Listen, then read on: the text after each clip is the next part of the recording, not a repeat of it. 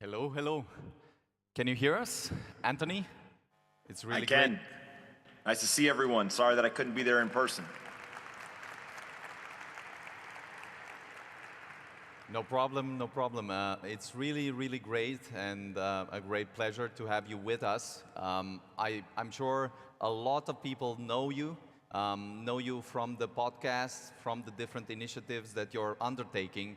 And I'm always impressed by people who push the builders even further than they would go otherwise. And you've been a great supporter of builders and so forth. So today I think it will be a great conversation, and I'm super curious to hear a bit your thoughts on some of the lessons and some of the insights that you've discovered working with builders throughout the world. Absolutely. I mean, look, builders in general, at the end of the day, an entrepreneur is just a problem solver. And I think that sometimes that gets lost. It's very easy to get excited about making money or about trends or about impressions and clicks online. But at the end of the day, whether you are building a local small business to serve food to those in your community, or you're trying to build the next Facebook, Google, Amazon, etc., you are just solving a problem. And so what we have seen over and over again is the people who can keep that in mind, who can identify very painful problems and then go out and solve them, usually can create pretty interesting products and companies. Sure. I'm very, very curious if you'd summarize some of the most useful lessons that you've learned throughout the time to maybe 3, 5 points. What would be the lessons that you would say every builder should come back toward, whatever he's doing, however fast things are working or not working? What are those principles that maybe guide you on looking for these builders as they build the future? Yeah, I mean, there's a whole bunch of them. A couple that immediately jump to mind. First, make sure that you're working on a problem that you deeply care about. There is something that comes from having the enthusiasm and the energy every single day to jump out of bed and want to go and tackle it. And so you really have to believe in the thing that you're doing. Some people care about, the next calendar app or care about the next developer tool. Other people, that's really boring to them, and they would not spend years and years and years working on it. Eventually, they'd become disinterested, and ultimately, the quality of the work and the final outcome would suffer. And so, making sure that you pick something that you think aligns with who you are as a person, how you want the world to look in the future, and something that you think is a mission that you can be energetic about for a ton of years, 10, 15, 20 years, is really important. The second thing is to very quickly understand that no one is coming to save you. And what I mean by that is people who raise capital, who have advisors, who even have people who work on their teams. As the entrepreneur, you really have to have this mindset of self-reliance. You have to go out and understand that if something needs to get done, at the end of the day, you are responsible. That's what leadership is all about. When things go right, you're responsible for that. When things go wrong, you're responsible for that. And so that idea of self-reliance is really important because people who especially raise capital, I think they expect investors to kind of wave a magic wand and help make them successful. And as any entrepreneur who's in the crowd will tell you that's raised capital, most investors are actually not helpful, right? You even send out, your weekly, your monthly, or quarterly updates, and they don't even respond to them. And so no one is coming to save you. Your company is going to be successful either because you helped make it successful or you didn't. And once you kind of understand that, you'll start to act on that. The third thing is the quality of the people that you include in your team is ultimately what's going to drive the outcome. There's example after example throughout history of the great companies which started out doing one thing and ended up doing something completely different. But the common thread is always the best companies have the best talent. And so focusing fanatically on making sure that you have the best people is a really important thing. And then lastly, I would say is the world is changing. And as that world changes, there's two different strategies. You can either try to build companies and make bets on things that won't change. If you think kind of a Warren Buffett, that's really his strategy, is he doesn't want to invest in the newest cutting edge technology. He wants to invest in the things that he thinks are not going to change over the coming decades. At the same time, there's a lot of people probably in this room and across the tech industry, they are betting on the change. And so understanding what is the strategy that I'm employing either as a builder or as an investor, and then making sure that the decisions that you're making are aligning with that. All those things I think kind of feed into structurally understanding where is opportunity, how do I want to participate in that opportunity, and then what am I going to have to do once I start to act. Those are some absolutely fascinating points, and we could talk for days on each of them. I'm very curious, as you look through the builders and startups that come your way, what are some of the frameworks or insights that you're looking and judging when you want to invest and bet on a founder? Yeah, I mean, there's a lot of people who I think have all kinds of crazy frameworks, and frankly, they're smarter than me. When you read about some framework that someone has for investing on a blog post or whatever, I immediately just put them in the category of those people are way too smart for me. The two things that I look for are the team and traction. And really, team, I think that we entered a period in the tech industry where there were so many people critiquing tech that it became uncool to care. It became uncool to work hard. It became uncool to be ambitious. It became uncool to try to actually change the world.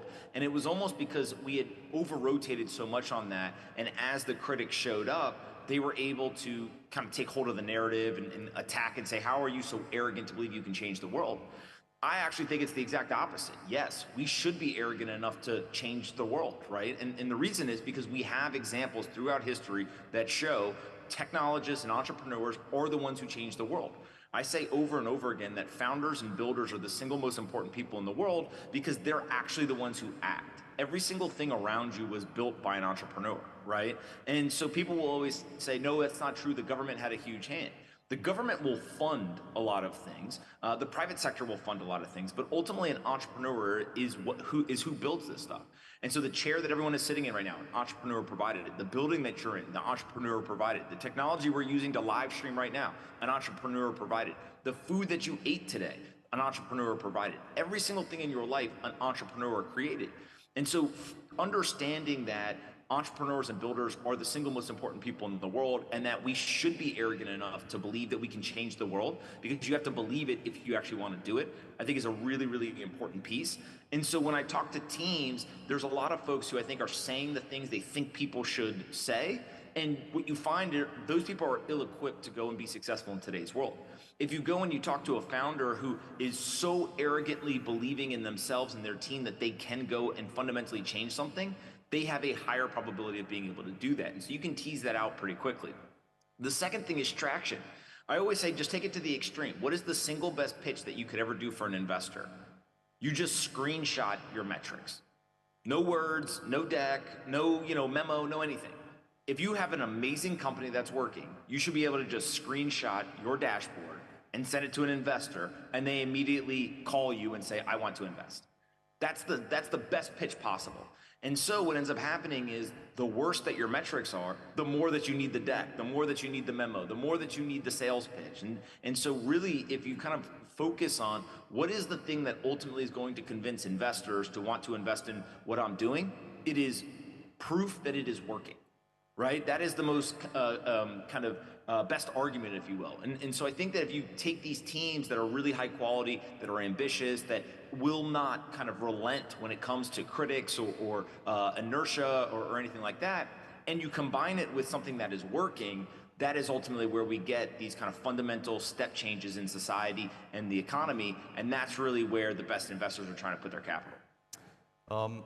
Again, it almost seems like you're preaching to the choir here, in the sense that we've been having these conversations around builders being the engines of the economy from all the different angles. We've in fact had some conversations with a few ministers of the country, builders from all the angles. We've had Google, Amazon, telecom, and so forth.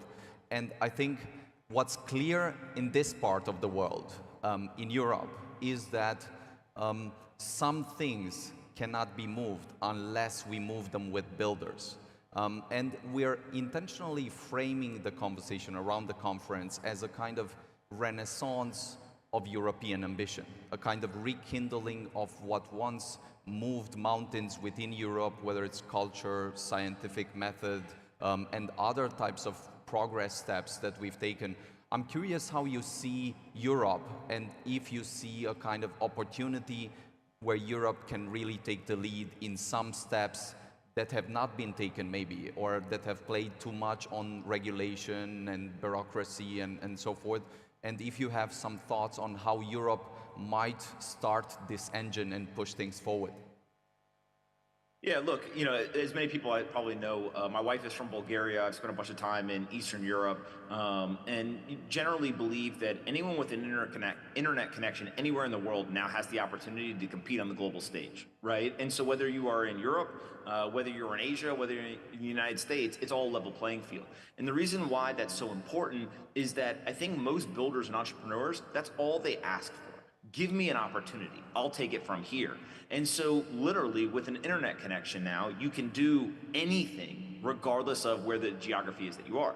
Now, Europe specifically has a number of strengths that I think that the United States, Asia, South America, Africa, et cetera, does not have. And so leaning into the strengths could be something that could really set, I think, Europe apart. And so when you look at tech talent, is massive. How many companies in the United States are trying to outsource their tech talent to teams across Europe, right? So obviously Europe has a technology skill set that many other jurisdictions would like to have or to tap into.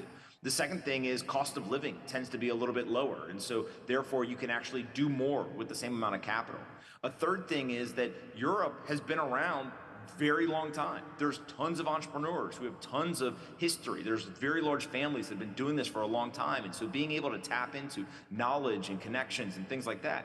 And then lastly is that Europe fundamentally understands Europe's problems better than anyone else. And so what you're able to do is you're able to build solutions for the problems that you understand. And so when teams in America or elsewhere say, hey, we're going to go to Europe, a European team of high quality entrepreneurs and builders should have the advantage, right? They understand that problem much better.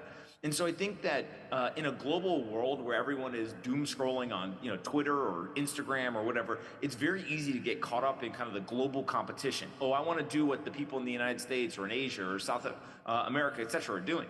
I tend to tell people, look, what you should do is you should focus on what is the problem and go solve that problem. And what you find is that people in the United States are better suited to solve problems in the United States. People in Europe are better suited to solve problems in Europe. Now, there are global problems, right? And you can get very, very large user bases. But if you look and you study what some of the best companies in the tech industry have ever done, they basically find a wedge into the market. Don't try to go solve a problem for 8 billion people. Try to solve a problem for 1 million people. And then once you get those 1 million people and you've built a solution that they really like, then try to find the next 1 million people.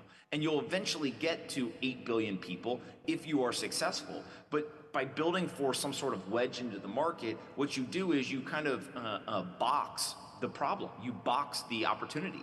And so it's easier to win inside that box than it is to win on the global stage. And I always think about this as kind of levels to a game. You have to win level 1 before you get to level 2. You have to win level 2 before you get to level 3. And so rather than try to go big right out of the gate, a lot of times it's actually better to start small. And so for a European entrepreneur or builder, it could be as simple as, what country are you in? What is the problem that you're trying to solve? Go win that market where there's less competition, begin to build momentum, and then earn the right to go and win in other European countries, and then eventually try to go to the global stage. I think we could, for every answer you had, we could have ended the conversation, because there's a lot of not only value in the answers, but also an energy that you can really feel. We can feel you almost like being here. So it's really awesome to have you. I'm curious about one thing. We've had a lot of conversations about builders and what builders can really do to push things forward. Now there's an entire discussion on a global level about the way you would solve different things in a society, in an economy, and so forth. And it seems like there are two schools of thought.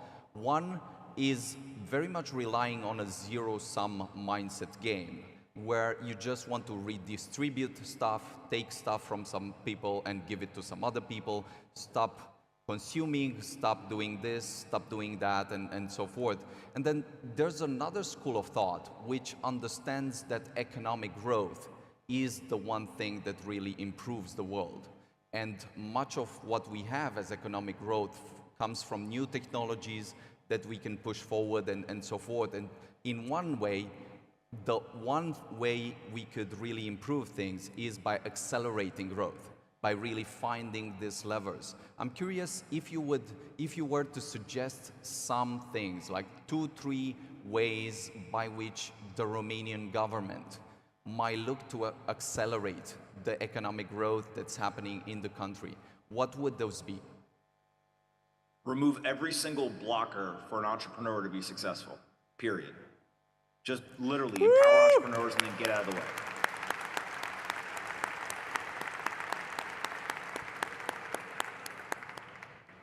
And you know, one of the things that I use as a mental model is that entrepreneurs tend to be people who create things. Politicians tend to be people who redistribute things, right? And again, it is the incentive system in which they are put into is how their outcome or their actions end up playing out. Now, every single government has one, two, hopefully a handful of politicians that understand the role of the government is not to solve the problems. The role of the government is to create incentives so that the entrepreneurs can come in and solve the problems.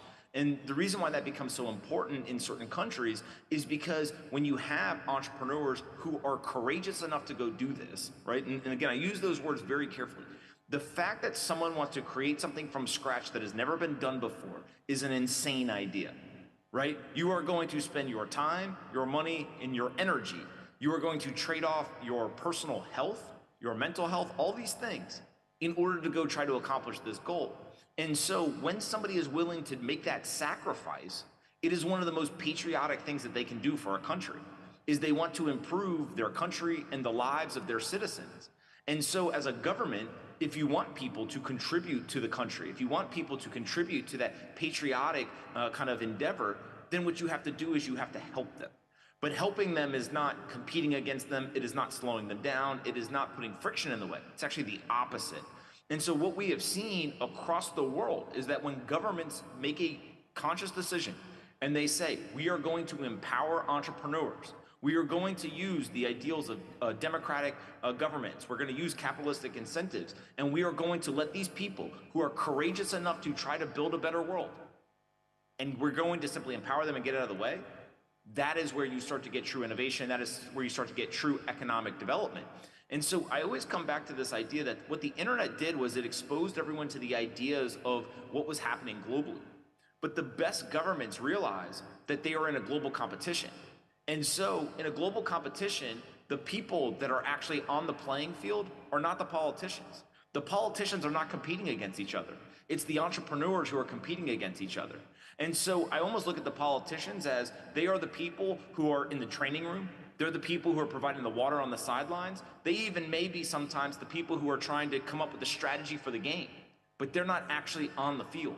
And so what their job is to do is to make sure that the entrepreneurs have the resources, that they've got as much access as possible, that they've got the connections that they need. But the more that the politicians can empower these entrepreneurs and get out of the way, that is where the true economic development happens, and that is what gives countries the ability to compete on that global stage. And what we are entering into, I believe, is the hyper-competitive world where digital and also physical worlds are now being thrust into disruption. And so if you look at, COVID-19 as a great example, how many countries are saying to themselves, wait a minute, we pushed our manufacturing, we pushed our supply chains, we pushed all our logistics stuff outside of our country, we need to bring that stuff back. Well, if every single country is saying we need to do all kinds of reshoring and manufacturing and things within our borders, guess what happens? There's a competition for resources. There's a competition for talent. And so ultimately being able to say to an entrepreneur, hey, we as a country are behind you. We're going to give you everything you need to go and win this global competition. It also reinforces the courage and the ambition of an entrepreneur to say, hey, my country is behind me when I go and I do this. And I think that's really where you get a special situation. And so politicians who understand that, I think they will be the leaders of kind of the next century. I very much agree with that, and I also believe that in Europe, especially Eastern Europe, you have a tremendous potential with very skilled and brilliant people with backgrounds in mathematics, engineering, sciences, and so forth, and a lot of low-hanging fruits. It's almost like wherever you look, there's an opportunity to improve something, to build something, to really move things forward.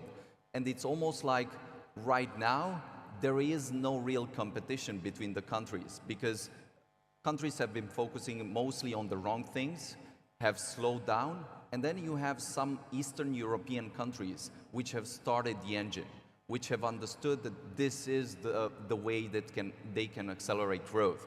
Now, maybe jumping for one moment to Web3 and blockchain and all this space that is still in the very early stages, but is making some very significant progress. We've repeatedly said one thing, namely that the next Amazon or Google is very likely, probably just one smart contract away. And I'm very curious how you think Web3 and blockchain adoption could be taken to the next level, could be really accelerated and in a way where it doesn't take 10 years to reach that point, but in 1 year we feel we've made the progress of a decade. Yeah, I mean, really it just comes down to like, what do people build with the technology, right? So forget the technology for a second. Technology ultimately doesn't matter to the end user. And so if I was to ask everyone here, you know, what technology stack is Google built on? Most people don't know. All they know is that I type a question into a box and it gives me an answer and it's amazing, right? If I ask you what the technology stack of Amazon is, like, I don't know. I press a button on my phone and stuff shows up at my door a day later. Like, amazing, right? And so same thing with a number of these products. But it goes back to this idea of if you're an entrepreneur and you want to build something that ends up being highly valuable, build something that people want, right? How do we get adoption? People need to build something that people want. And so we have seen with something like ChatGPT to go from 0 to 100 million users very, very quickly.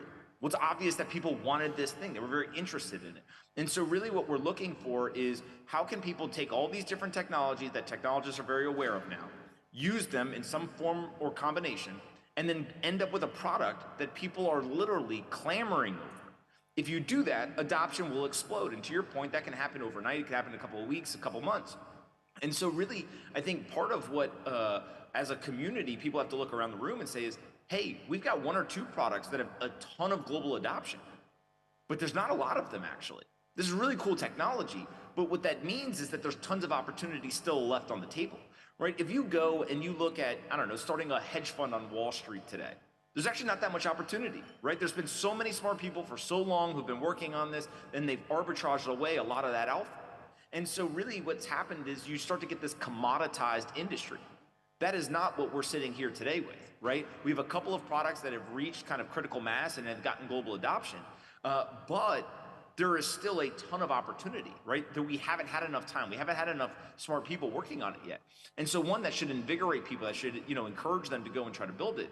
But if you want global adoption, then build something that people want to adopt, right? It is kind of the thought process. And so I think that's where we're headed, is that every single day it seems like people are coming up with better innovations, they're coming up with better products, and you can see kind of on launch, more and more users are signing up for these things. But what we haven't seen really since the creation of Bitcoin is how are we going to get the thing that explodes and breaks through the noise? And so there's a ton of teams that I think I'm really excited about and believe that they have an opportunity to do this. But also, just because you have some early success, you can't lose focus. And I think that's the key piece is if you want 1 billion people to use your product, build something that 1 billion people want to use. And when you continue to focus on just what is it that a builder's job is to do, it's build something that people want. If you can solve that kind of equation, then adoption takes care of itself. No, I come back to this idea of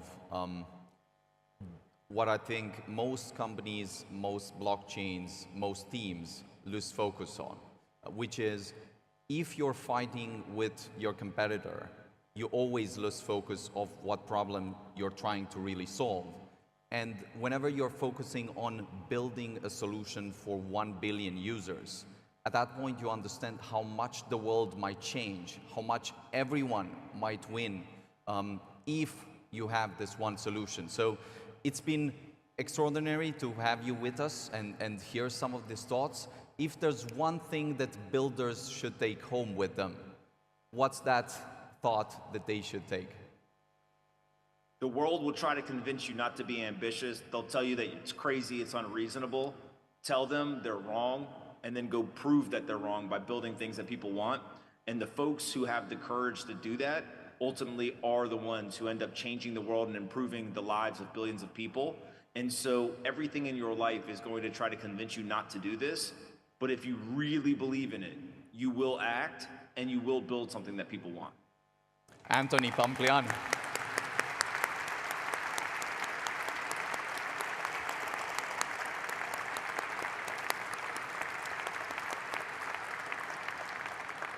Thank you. Thank you, Pomp. Great having you, and looking forward to having you in Romania, hopefully very soon. Take care. Absolutely. Thank you guys so much. I appreciate it, and I hope to see you guys soon in person. Take care. Thank you.